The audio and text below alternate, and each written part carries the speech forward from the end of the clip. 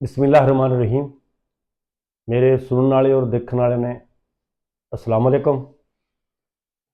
जिस तरह की मैंने अपनी पहली वीडियो के अंदर ये बात बताई थी कि मैं एक अलहदा तरीके से मुख्तलिफ चीज़ें जो है ना वो आपने बताऊँगा कि जिन जिन मुसीबतों के अंदर हम सारे ही जो है इस वक्त फंस रहे हैं उनसे किस तरीके के इन हालात में से निकला जाए। तो सबसे बड़ा जो मसला है ना मेरे नज़दीक, जो हर एक ने, छोटे ने, बड़े ने, अमीर ने, गरीब ने, जो बहुत ज़्यादा अमीर है चलो उनकी तो बात अलहदा है, लेकिन जो मिडिल क्लास भी है, बल्कि जो अपर क्लास हुआ भी अलग करे, मिडले होगी तो इन सारे में जो एक सबसे बड़ा मसला आ रहा है वो आ रहा है बिजली के बिल का।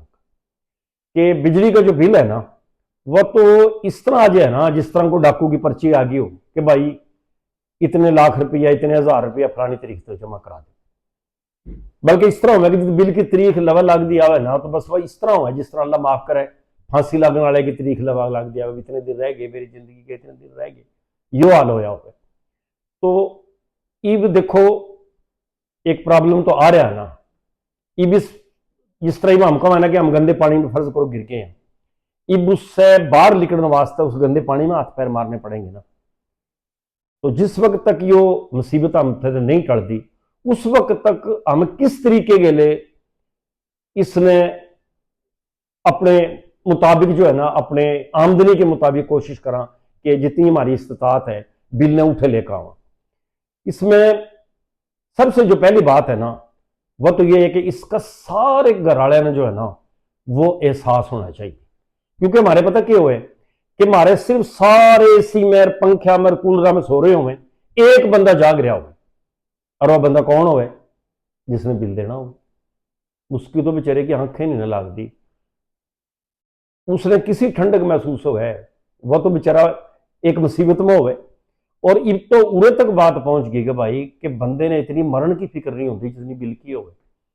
मैं अगले दिन वो बता रहा था, एक बंदा कहने लगे जी एक बूढ़ा आदमी जो था वो बीमार हो गया, तो बीमारी में उसने बुला लिया के अंदर फलानी छोरी ने बुलाओ, वो परले कमरे वाला छोरा उसने भी बुलाओ, उस घर वाले ने बुला लो।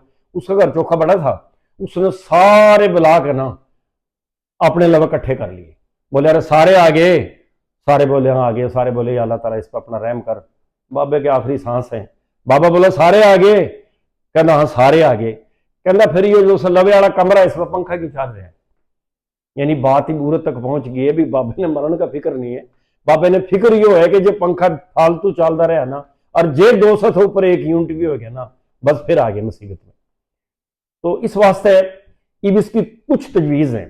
पहली तजवीज़ तो मेरी यो है कि मेरा भाई आप यो करो कि जित तक फर्ज करो जिस तरह 200 से ऊपर थोड़ा सा जो है ना वो हुकूमत ने रिलीफ दिया है, इस तरह हमने अल्लाह करे आगे जाकर और भी रिलीफ मिल जाए। दूसरा ये अल्लाह मियाँ करम करे गर्मी भी चली जाएगी अगले महीने से, वैसे सर्दी आ जाएगी।